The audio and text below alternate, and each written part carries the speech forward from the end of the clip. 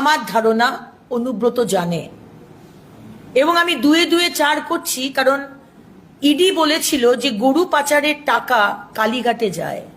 কালীঘাটে কোথায় যায় আমরা জানতে চাইব। এবং তার সাথে থ্রেট কালচার। আর 8 মাস বাকি অ্যাসেম্বলি ইলেকশন। ডিসেম্বরের পরে আর কোনো কাজ হবে না, 8 মাস আমি ধরছি। 26-এ বীরভূমে এবং বীরভূমের আশেপাশে আমি যখন ইলেকশন লড়েছিলাম, বাই ইলেকশন, আসানসোলের বাই ইলেকশনে অনুব্রতকে বীরভূম থেকে নিয়ে যাওয়া হয়েছিল। কেন হঠাৎ অনুব্রত আসানসোলে গেল কেন? এই পুরোটাই হচ্ছে থ্রেট কালচার, বোমাবাজি, গুন্ডাগার্দি, মানুষকে ভয় দেখানো। তাই অর্থনৈতিক এবং গুন্ডাগার্দি দুটোর জন্যই অনুব্রতর ওপর কোনো অ্যাকশন নিতে মুখ্যমন্ত্রী 10 বার ভাবছেন।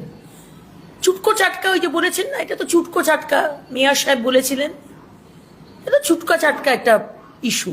মা বোনকে অশ্রাব্য ভাষায় গালি দিয়ে বিছানায় আসার যে আমন্ত্রণ, এটা ওনার কাছে চুটকো চাটকা। আমি আশা করব ওনার পরিবারের কাউকে যদি এই কথা বলা হয়, উনি কি একই সময় ওই কথা বলবেন? বা আমি অবাক হয়ে যাই, রাজীব কুমার ডিজি পুলিশ, তাকে বলা হচ্ছে, তারপরেও তাদের কোনো অ্যাকশন নেই। রাজীব কুমার, আপনি কি আপনার পদ, আপনার পজিশন, আপনার আগামী দিনের প্রমোশন বা চাকরিটা রাখা, তার জন্য চুপ করে আছেন? তার জন্য এখনো কানটা ধরে টানতে টানতে অনুব্রতকে জেলে ঢোকাচ্ছেন না?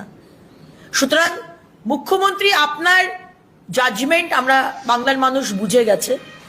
ওই নিচে ছোটখাটো উইচিংড়েদের সাসপেন্ড করে বাংলার মানুষকে আপনি শান্ত করতে চাইছেন, কিন্তু আমরা আপনার এই সাসপেনশনে আমাদের মন শান্ত হবে না।